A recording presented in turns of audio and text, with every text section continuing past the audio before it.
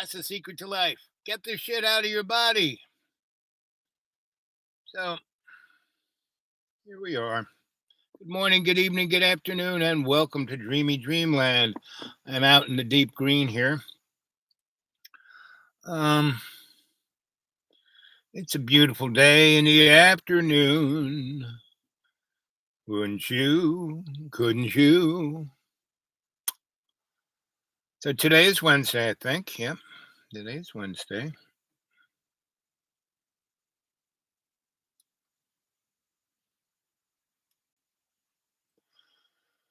And tomorrow, Thursday, they say kind of gonna rain. Let's see. Kind of gonna rain starting 2 p.m.ish. Okay. Yeah, just a couple days. Okay. Anyway,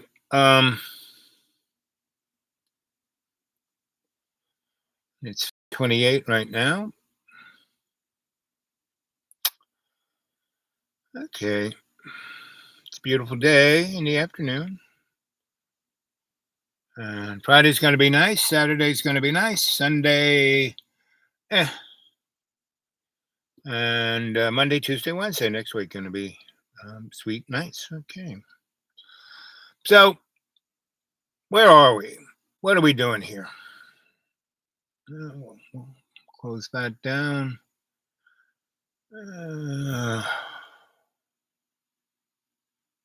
It's this thing of you always think to yourself, if I didn't do what I did, if I didn't have this level of success, will I still be seen? And I like to say yes. I like to think yes. But, it still plays on your mind sometimes. If you're just joining us, I'm talking with Edward Enninful, editor-in-chief of British Vogue. In 2020, Time magazine called Enninful the most important Black man in the global fashion landscape. He's written a new memoir about his life as a model, stylist, and magazine editor titled A Visible Man. More after the break. This is Fresh Air. So there you go. There's a guy. He emigrated from Africa as a 6-year-old, lived project, and he became something of himself by stepping up and being truly who he was. You should read his book because it really is. His mother had when they were in, I think they were in Darfur. I think Darfur, and she had they were in the capital, and she had a dress. She was a seamstress, but she had 40 other seamstresses. So she was making amazing gowns for the rich and powerful and political of South Africa and of Darfur. And they were doing well. He was going to school. His brothers and sisters were going to school, but it was pretty obvious that things were falling apart there across Africa because, as he describes, that yes, the Europeans were imperialist and they ran it, and it was extraction. And when they left, when the European imperialists left, the nation states left as imperialists after World War II, then the corporations came in, along with the World Bank and the IMF, lending them money and then making them basically paupers, and then taking all their resources, a penny on the dollar, and leaving their country destroyed. And enabling that was by supporting all the wrong political aspirations, instead of having people having the opportunity to create governments that would represent the people. They first put in, very corrupt entities that took the bribes and left with billions, leaving their countries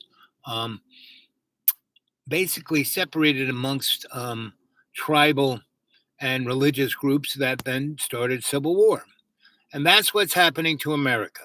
The same thing. We are being hollowed out. Hey, so the guy who knew how to mount television shows, when I could mount television comedy show, was it referring to bad drivers or foolish politicians, Hanyak. Wow. Kyle, there are a couple more levels to this. It's a There are great other show forms of about for example, language. Mohunk and Hungy and Hung.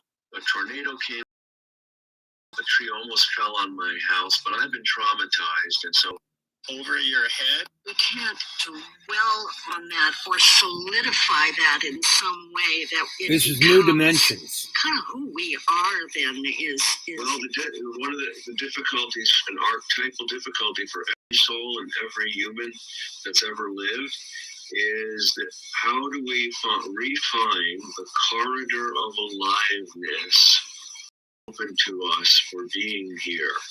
And that means we can't skip over the pain and breakage and loss, and we can't drown in it or make a permanent residence of it. We have to find the corridor of aliveness that allows us to process our experience and land in the opening that the storm has made in us and around us.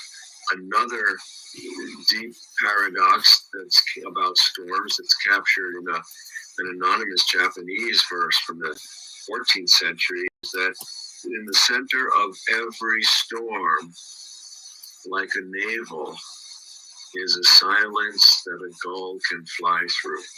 It's a silence that a gull can fly through. And so how do we can't skip over it. We have to move through the storm into the heart of it where everything paradoxically is calm and centered. And then of course we move into, I have a chapter in there, and this all led me to a chapter that looks at what are the actual, how do storms form, the actual storms in weather, how do they form, what do they do, and how do they dissolve? And there are great lessons there for all of us. You know, storms traditionally evolve or form by low pressure systems and high pressure systems, by an instability of forces. An instability of forces. And while that storm is happening, even though there's a calm center, of course, there's a lot of damage that's being done in lots of different ways. And one of the traditional ways that the most damaging, of course, is cloud to ground lightning strikes. Now, it was interesting to discover that lightning is caused when two powerful energy centers vie for primacy.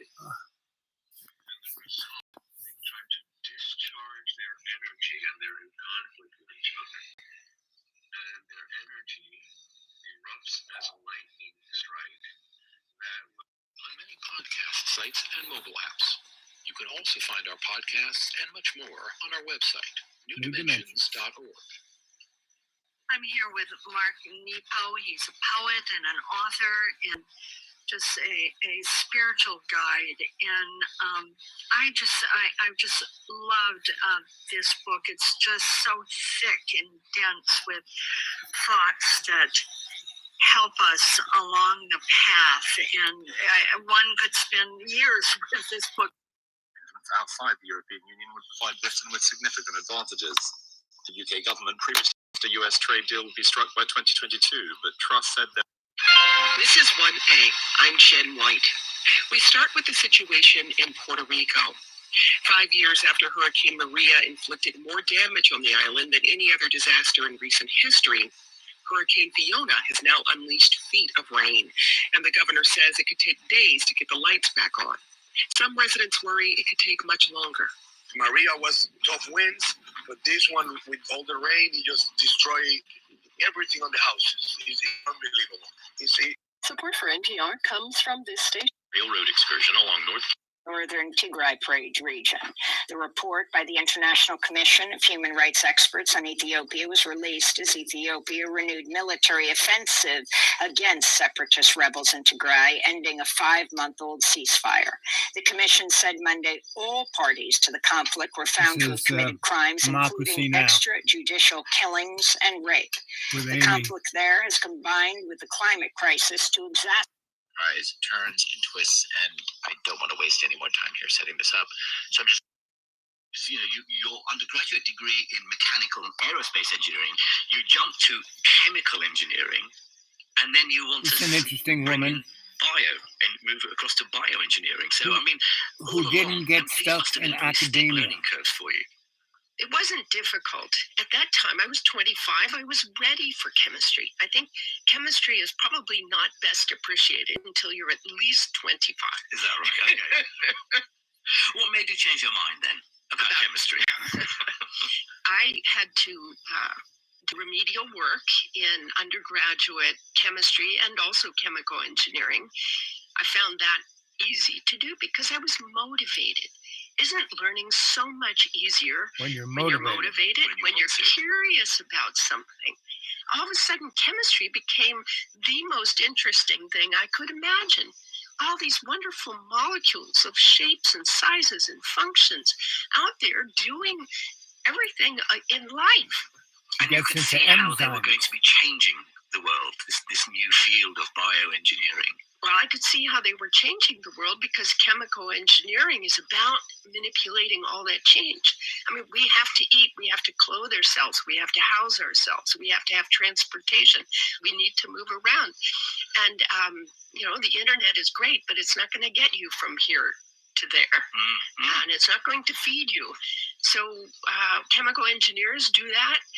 And I discovered the world of biology was the best chemical engineer on the planet. Nature's engineering. Nature's engineering in all ways. And in particular, you got interested in enzymes, didn't you? Love those enzymes. Listen to this. What is there not to love about enzymes? I mean, these amazing molecules that can convert sunlight and carbon dioxide into living, breathing, self-reproducing, self-repairing, even some. It's a remarkable transformation, and it has waste and little cost. What's not to love about that chemistry? Yep. Here I was with a degree in aerospace Sound is good. having wanted to build Perfect. rocket ships, and then I looked at enzymes Better. and said, rocket ships are simple compared to a single enzyme, the product of nature's. Yeah, I'm just sticking rather than designing the thing on a flat surface across from me without having to hold to it. evolve them, to make them do the jobs that you wanted them to do. This was a brand new field going Listen to in this. engineering the sequence, the DNA sequence that encodes an enzyme. And enzymes, it turns out, are really, really complicated. Nonetheless, some people thought that they were smart enough to make those changes to go in and design something. Like Forget about architect designs a building, a structural biologist felt he or she could go in and design the enzyme. I looked at that and I shook my head and I said, nope. I think that will take you a very long time. And frankly, I don't have a long time. I want to solve this problem soon, maybe today, maybe tomorrow. So I took a very different route to it. So what you were doing was, rather than having to understand exactly how enzymes work, you nudged nature in a particular direction. You didn't need to understand the full workings of the enzymes. The way that I describe it, Jim, is that I breed enzymes like you breed cats and dogs. Easy to do. Who understands what you're doing, right? You are breeding some new biological entity that serves a human purpose. I mean, it's not natural. Look at your poodle. That's not a natural biological thing. That's something made by human intervention, deciding who mates with whom, who goes on to parent the next generation. And we've done everything from corn to carrier pigeons, lab rats, racehorses, poodles. We've been doing this without understanding anything. So instead of getting the poodle that you wanted, you were getting the chemical substances that you needed to do a particular job. That's right, because I breed the DNA in the test tube, just like you breed the whole organism. You can take the DNA, mix it, and mutate it. And I said, oh my goodness, what a great, powerful process that completely circumvents one's profound ignorance of how that happens. And this new approach is what led you to the Nobel Prize. And that right there, my friends, is exactly what puts us in the position we're in. We do something because we can, and we have no idea what the heck we're doing, right? And the only way you can honestly do something of this nature is to do it within the construct of conscious intent I am. Now, she has a conscious intent to make an enzyme into a poodle or a poodle into an enzyme, but she's doing it at the behest of a corporation and for profit motive. And right now, corporations are making more money than they ever have. You know, in the last 10 months, since Biden gave the corporations a $20 trillion bonus, in his first, why we have this inflation is that we have the first thing Biden did was give everyone their check, right? $800, whoopee. But he gave at 0.1% of the richest people in the United States $20 trillion and like on into forever, right? And so we are having to pay that off. Not to mention that we have been fighting multiple wars on a credit card since the Vietnam War. Um, these are things that, to me, show that there is a unipolar political structure that is transnational in state and is pulling everyone's string. And this war in Ukraine is simply a continuation. And that I keep saying, hey, this is the war of the two Vlads, and that the Russian Vlad is up against the stand-up comedian Ukrainian Vlad. And they're working for the same folk, right? And what that is to do is to cause a world war. And I mean world war, right? And so Vlad's going to take 1/5. He already has taken 1/5 of Ukraine. That used to be part of Russia, but then no longer is. And he's going to have a little, everyone's going to say, "Oh yeah, we want to be Russian," and so now that'll be part of Russia. And the Ukrainian already has military guys there, right? And they're already fighting inside the land that's now Russia. So now, they are attacking Mother Russia, right? Now I wonder how the Russian people are going to take this. He's calling up 300,000, right? Guys who have already been in the military, guys who were in,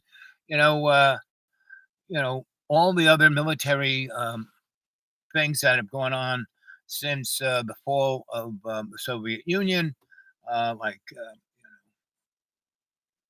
I'm sure there'll be people who were in Afghanistan and know how that turned out, and people who were in all these other flagrant things. Again, this ain't just Russia doing this.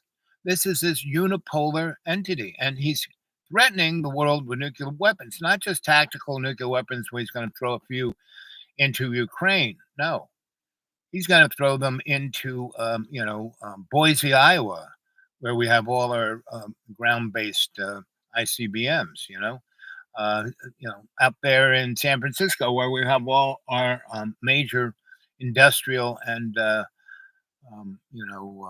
laboratories, and Stanford, and a few things of that nature, and then we will, irradiate Russia, right? And obliterate it, right? And we will allow him to do the favor for the unipolar state of wiping half of the American population out, wiping half of EU's population out, wiping half of China's population out, wiping half of Africa's population. and basically wiping all of the Middle Eastern, right? Because all of the resources are in the ground. They won't be irradiated. All the oil, all the gold, all the iridium, all the uranium, all the everything that the unipolar state wants is in the ground. And we will have a new, corporate state. If you want to get an idea what it is, just read 1984, Brave New World, Fahrenheit 451, Blade Runner as a movie, both of them. The first one was the best. An image, a long shot of them going to the really rich guy's house, and there's like miles and miles and miles and miles of industry, just polluting everything. Right? Those are already out in space. They already got their nice little condos in other places, and we are being exploited. I mean, the boys who made the movie Matrix, they were saying it just, and the Matrix was a metaphor, not like that's what it is, but it could be.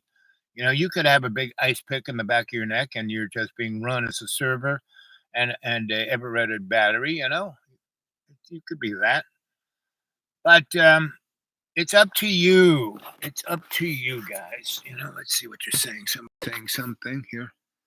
Let's see. Enzymes, miracle of life, and we're playing with them like it's a Pop Tart. I mean, we're doing the movie Jurassic Park, and what's his name goes, just because you can do it doesn't mean you should, and we have done some god awful experiments. If you ever seen the movie If, it's a trilogy. It starts out with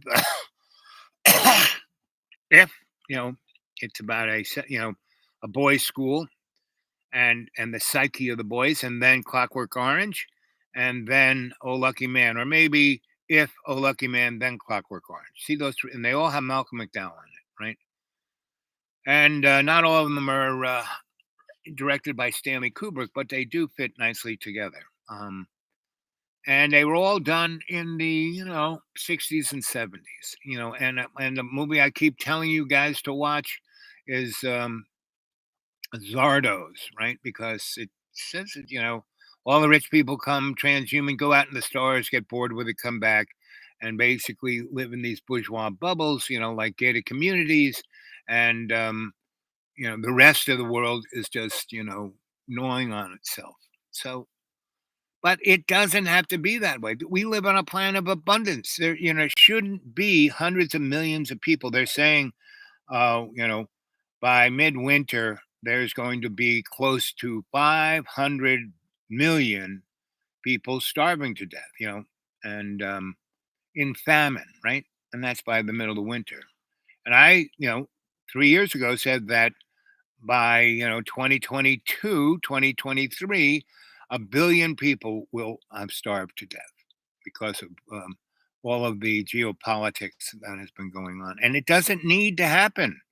All of these wars that are all over the place is being stoked by, and we're not just having a war in Ukraine. We have hundreds of wars all over the planet, in Africa, North Africa, in the United States. We're being forced to be in a civil war, and red against the blue. Come on.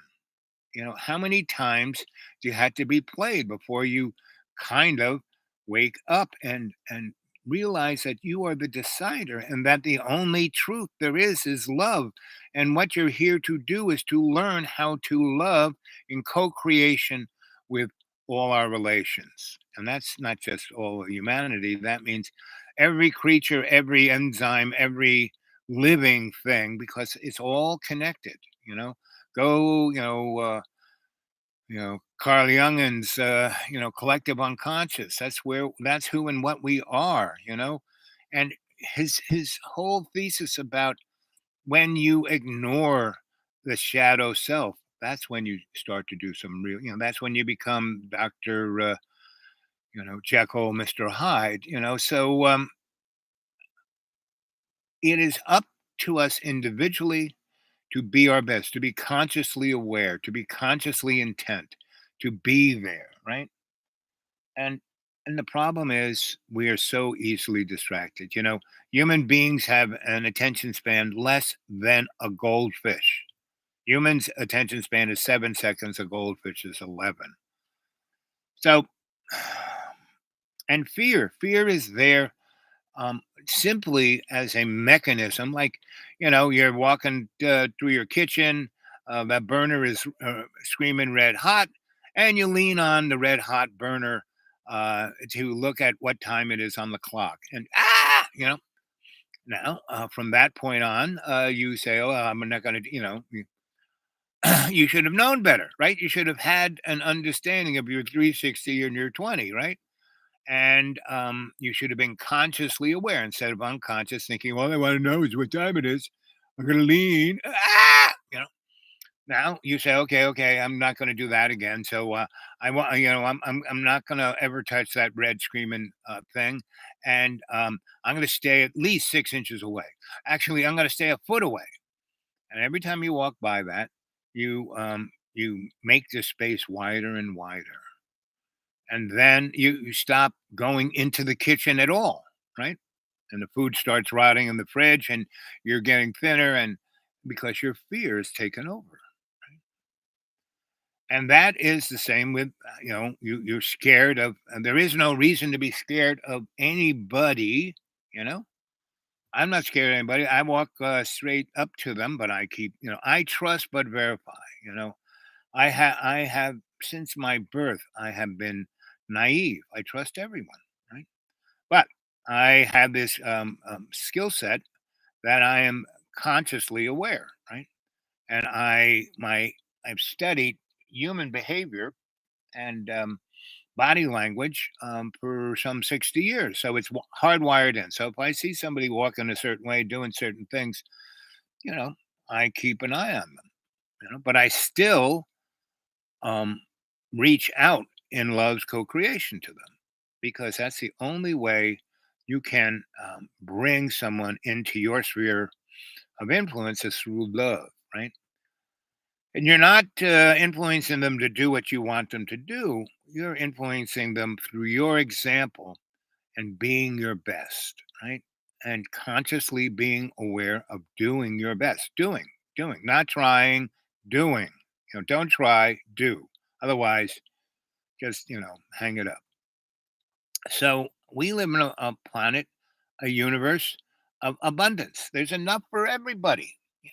You know, does Elon Musk need, hundreds of billions of dollars? Do the richest 1/10 of 1% need another $20 trillion? The oil industry, just this,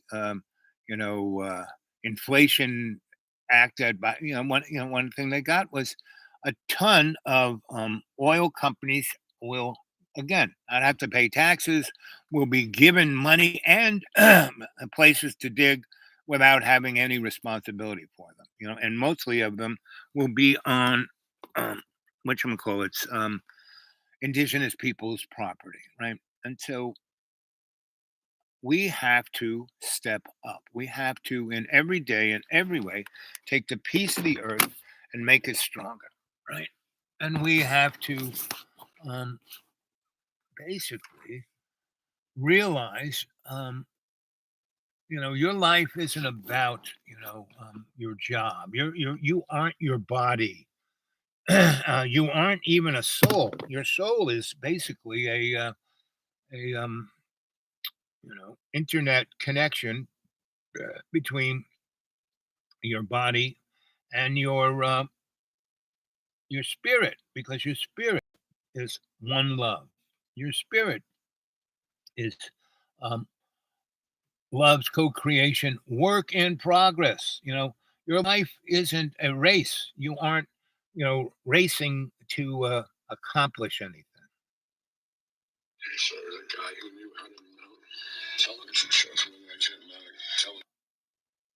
sorts, disrupting humanity's lives and the collective life, and part of that, the silence in the center of the storm of the pandemic is the fact that, the word Sabbath in the Jewish tradition means the one day we don't turn one thing into another.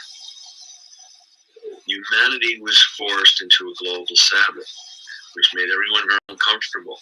We couldn't dream, we couldn't scheme, we couldn't manipulate, we couldn't turn one thing into another. We had to uncomfortably be with the miracle of what is, the truth and joy and pain of living and each other, and face ourselves and each other.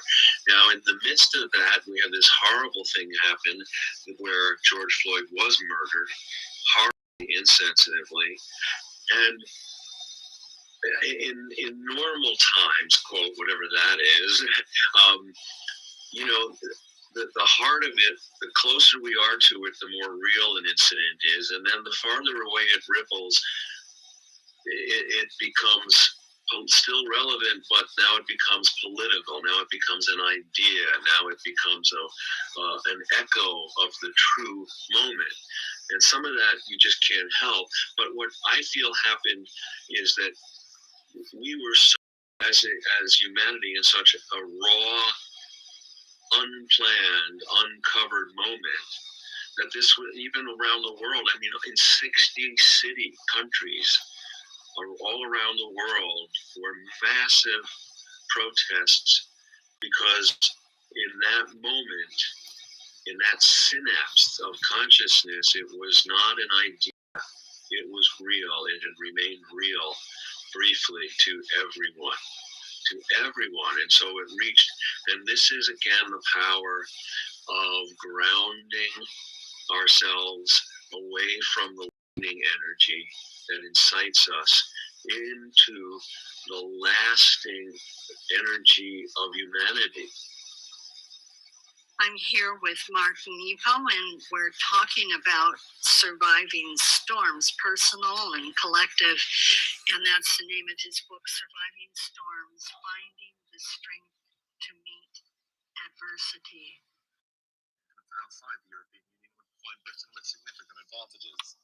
The UK government previously promised a US trade deal would be struck by 2022, but Truss said there were... So thousands of people went through that, and Senator Thorpe essentially said that the Queen doesn't get a free pass, and that, yes, it's a time of mourning, but it's also an appropriate time in her mind to address this question of whether Australia should be a republic, and also whether it should have some type of treaty between Indigenous people and the government here. So she really said, now is not the time for kind of solemn, mournful respect, but rather this is the time to take up these issues and perhaps, have some change. And is there an appetite for those conversations in Australia right now? Yes and no. So Prime Minister Anthony Albanese is from the left of Center Labour Party. He was elected in May, and he's a Republican. He wants Australia to be a republic. So I lived in Australia in the 70s.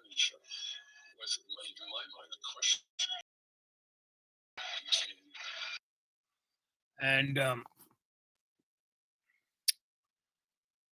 the Queen came there. The Labour Party had never gotten voted in. The fascists had run it. Her political economic arm had run Australia its whole existence, and they called it a place where to send criminals, the average pickpocket to us would be like sending average pickpocket to Mars. It was expensive. What they sent there were the crazy sociopathic relatives of the royal family, like Jack the Ripper. He was the Queen's cousin, who basically Victoria's cousin, who was the surgeon of the court, and he was a guy who, was Dr. Jekyll and Mr. Hyde, and as long as he was cutting up whores, not a problem. But once he started going after middle-class merchants' wives, they had to get rid of him. So they couldn't arrest him and put him on trial. They just shipped him off to Australia and let him cut up and kill people in Australia. And when I arrived in 77 with Don, pretty much that's what we found. That was the government. That's how they treated the Aborigines people. That's how they treated their own working class, right? I mean, they just gave the working class beer and having, shrimp on the Barbie, and the people got just fed up with it, and so they, the Labor Party said, "Vote us in, and we will turn ourselves into a republic, and we will get, the Queen out of here," and da da da da.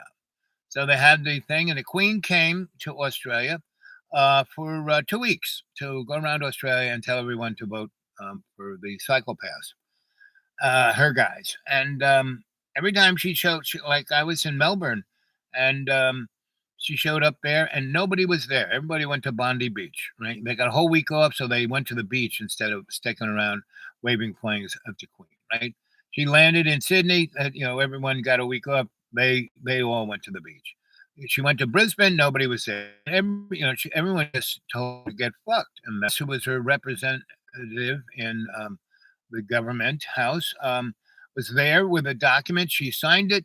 She flipped everyone off and told them to fuck themselves and hope they enjoyed martial law. In the state of martial law since 1977. What happened during the pandemic?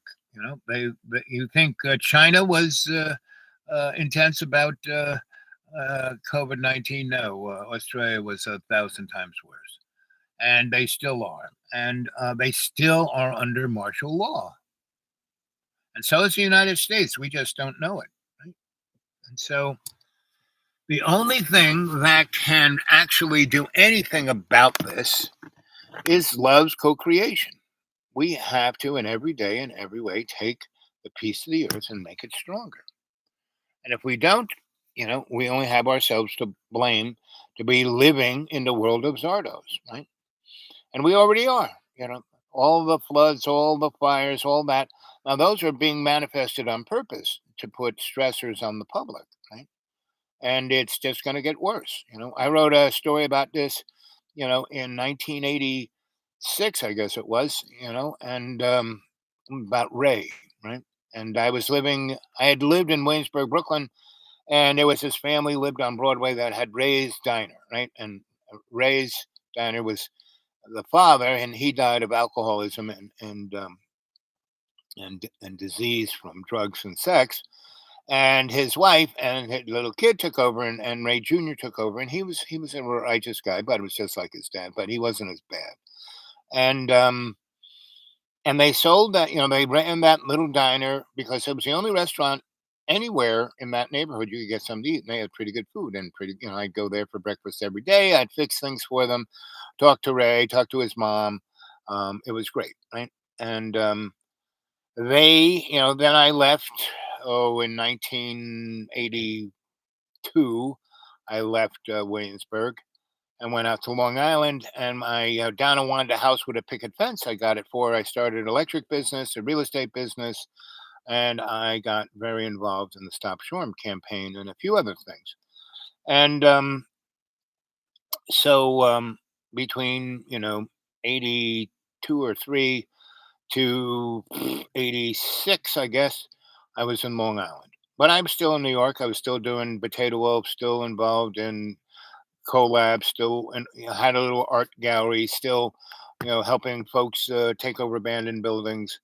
And I left when my dad shut down everything in 84, I guess, 84, 85, just before the big collapse. But the big collapse was already happening. What happened in 86, was, starting to happen in 1980, what happened because of everything, that Jimmy Carter did. You got to realize that no politician is an individual that can do something good or something bad. They're not the evil guy. They're not the hero guy. And if you read Joseph Campbell book about the hero, you will see that. And if you read my stories about the hero, again, anybody wants to read anything I have can go to xratted blogspot.com. and hopefully you can. Some people have been able to get at stuff, and that's stuff I wrote a long time ago, right? It's not anything close to what I've been writing the last 2 years. So you want to read what I've been writing the last 2 years? Um, get a hold of me at the dude awake 42 at Gmail, and basically I will and tell me what's your platform. I mean, if you are in Google Docs, no problem. I can send you stuff easy peasy. If you're not, just tell me what your platform is, and I can send it to you. It's interesting. I get your emails no matter what platform you're on. But when I send a document, if I'm sending it from my laptop to you, if you're not on Google Docs, it won't let you read it, right? But if you tell me what platform you're on, or if you can put yourself in the Google Doc world, um, those are the two ways I can send you a document. And I would love it because I only have $9 in my checking account until the 10th of October. So here it is. I think the 21st. So that's almost 20 days. Could you live on $9 for 20 days? Well, I have, and I pretty much do every month, right? And you guys used to send me something pretty, 50 to $200 every month, and that was more than enough to squeak by that period. And we weren't in this land of inflation, right? So, I only have $70 for the whole month to spend on food. What do you spend on food every month? I go, I'm online at the supermarket, and I have about 8 items, and people have their, two baskets full, and they're spending $500, $600, $700, right? Me, I'm spending, those 12 items is like $30, right? So awakenings, yep. So that's what we're going. Really, you have to realize this is a great blessing. Even if we have nuclear war, that won't be the end of the humans. And so maybe we might learn something about it. Roddenberry, his film about, I don't know if it was the first or second, but the Queen Borg, they're fighting it out. She's about to lose. She jumps through a time vortex. Um, the Enterprise follows, and they crash land on 2020 something world, right? And basically, there was a nuclear war, and there's still a lot of people left. And there's Cochrane playing around with warp drive. Put on a ICBM. So, um, you know, humans are really interesting. But right now, millions of people are dying. They don't have to. Now, right now, hundreds of thousands of people are dying in Ukraine and Russia. Russia has probably lost somewhere between 60,000 and 120,000 guys, right? And probably dead somewhere between 40 and 60,000, and then the next 60 to 100,000 guys without sides of their head, without arms, without legs. Go read Johnny Got His Gun, right? And that book was illegal.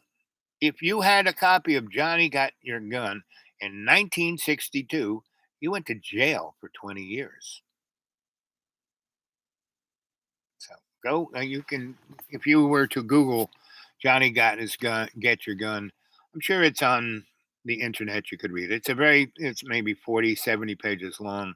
It's a story about World War One, and this guy was blown up in the trenches, and all he's got is he has no arms, no legs. His face has been blown up. He can't speak, can't see, can't hear, can't smell. He's being fed by a hose going into him. Can't tell, no arms, no legs. His central nervous system's kind of shot. I think he can hear, right? So he can hear, right?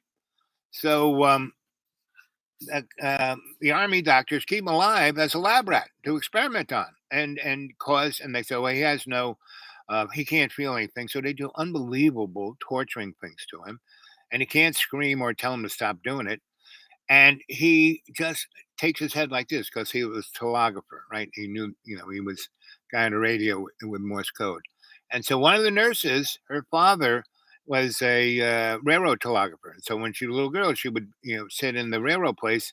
And when dad had to go to the bathroom, she would, "Dee, dee, dee, dee, dee." So she knew Morse code. And so he's like, "Dee, dee, dee," going on about it.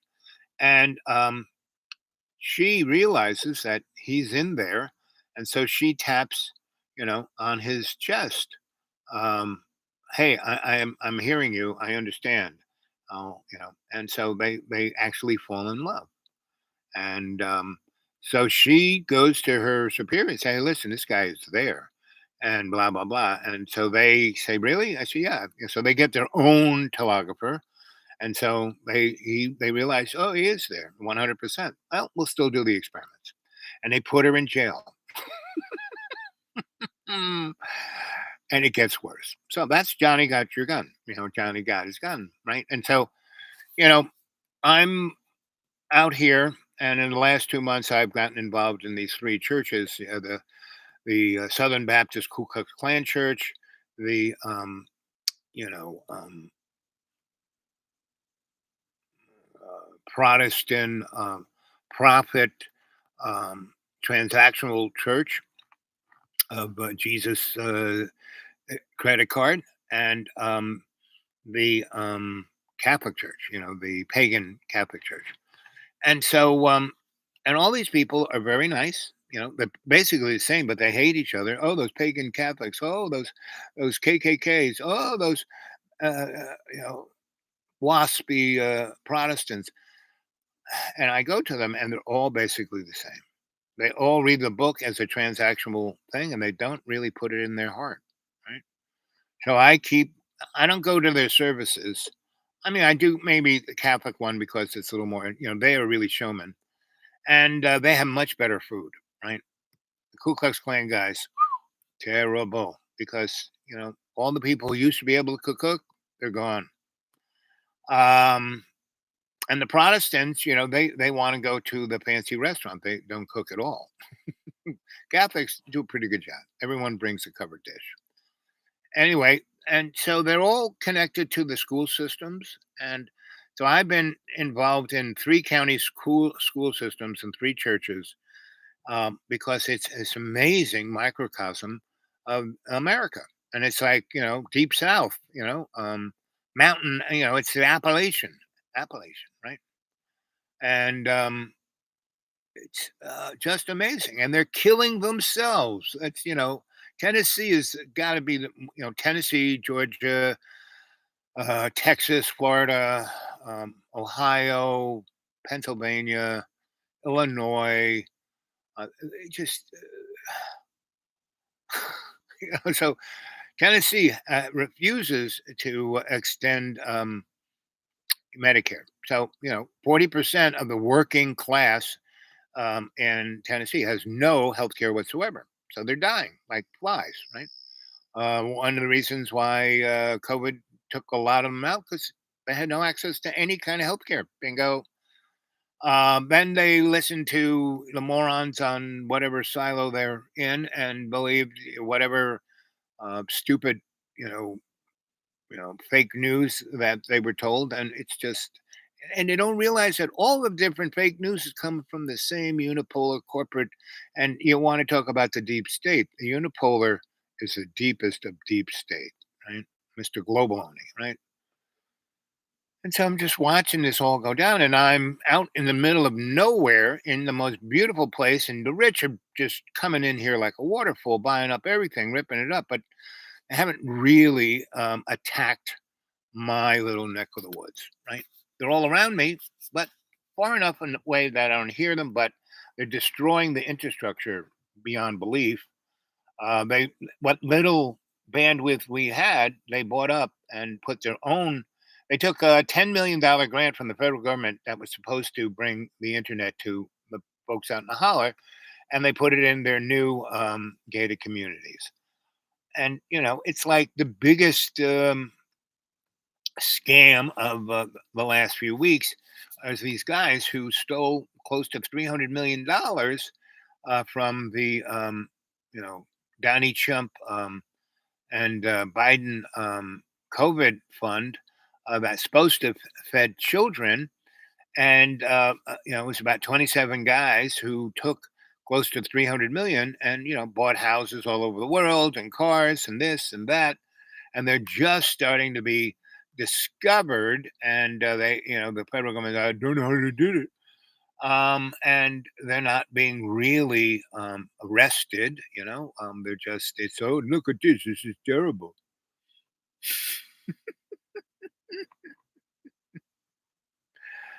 And I'm just watching it go down, right? And it's just more things to me to add into my novels. So you want to see my novels, get a hold of me, and basically this is what it is.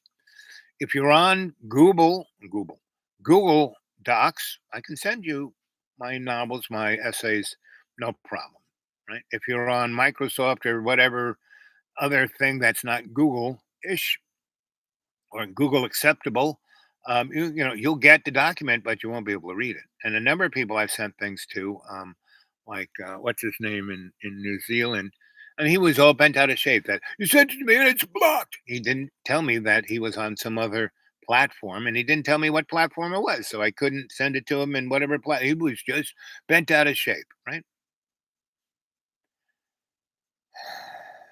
Come on, guys, you're supposed to be the cadre, please. Anyway, so here it is, 51 minutes and 51 seconds. I think I've imparted enough here. I'd love to hear some come on, guys, comment on that comment section. Jamie, you do a great job at commenting. I love Jamie, right? There are a few others of you who Jane, you comment also. But if the rest of you did, you might, see what the other guy said and then have a conversation amongst each other. And that's what the cadre is supposed to be doing.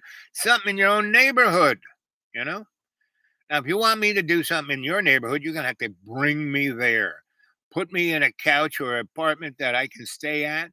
This winter would be nice.